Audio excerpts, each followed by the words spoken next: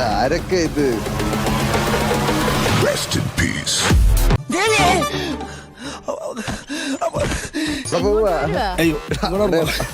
ഈ തെണ്ടികളൊക്കെ ആരാണ് ഇങ്ങോട്ട് ക്ഷണിച്ചത്?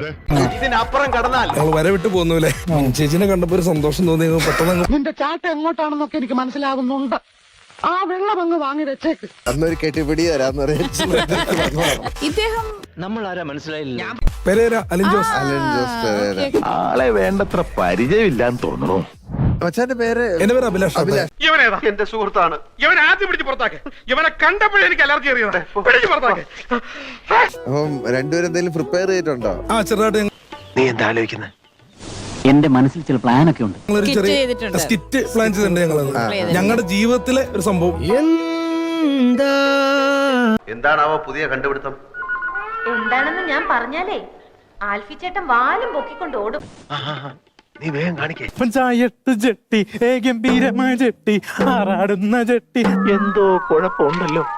നിനക്കതൊക്കെ എങ്ങനെയാ സാധിക്കുന്നത്? അതെ, സിനിമ താരെ അത് panchayat jetty. Okay okay okay.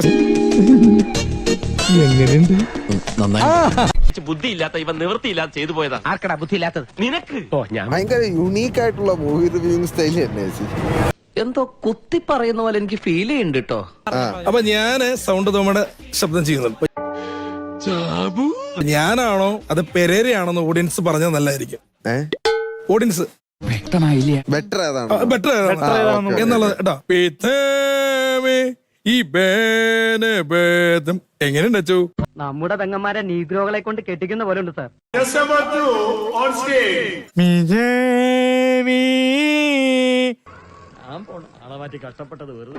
യവനൊക്കെ പള്ളിയിലച്ചനായിട്ട് വന്ന ആ ഇടവകക്കാരുടെ ഒരു അവസ്ഥ.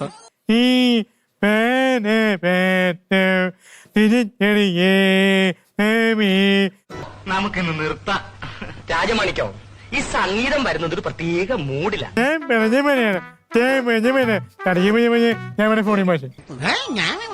ചൈന ഭാഷ പറയുന്നോടാ. അയ്യന്റെ മോനെ. പട്ടണത്തിൽ ഭൂതം എന്ന് പറഞ്ഞ സിനിമയുണ്ട്. അതിൽ മമ്മൂക്കാടെ ഒരു വോയിസ് ചെയ്യാറുണ്ട്. അത് പറഞ്ഞിട്ട് ഇങ്ങനെ ഡാൻസ് ഒക്കെ പുള്ളി കളിക്കും.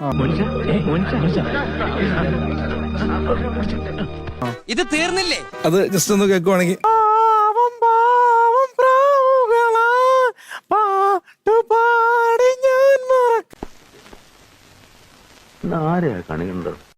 ഇവനൊക്കെ എവിടുന്ന് വരുന്നടാ? രാവിലെ ഞാൻ ഓരോരുത്തന്മാർ കെട്ടിയെടുത്തോളൂ. പൂവും കായും അവന്റെ